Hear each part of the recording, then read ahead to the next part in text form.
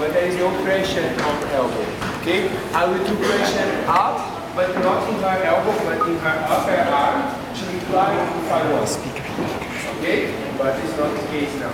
So the preparation, I walk down, I slide in position, and after this, I go down. I use my hands to fix my body in my body, and ladies, remember, you have to do pressure moving forward, not going down.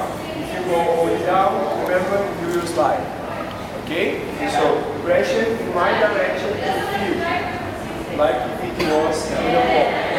Go back, okay, and you can play with hips. We can play with chest. Try to isolate, remember, okay?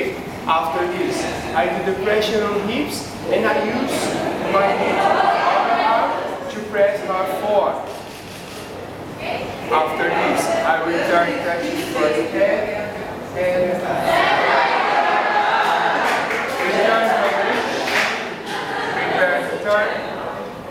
return on me.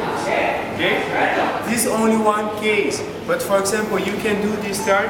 You know when you have the part of music like da da da da da da boom.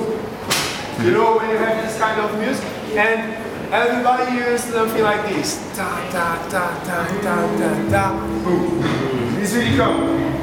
Now, not now, but after some breaks, you can use da da da da da da da da boom. Hey, boom. So we have another tool for this kind of parts of music. Of course, you have to be careful because it has to be really sharp. When you are turning, you have to get exactly her elbow angle. It has to be precise.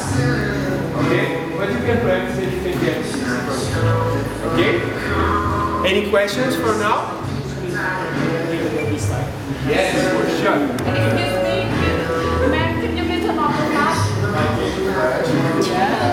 You.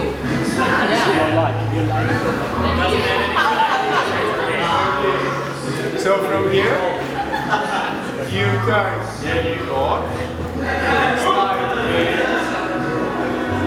go back, hips or chest,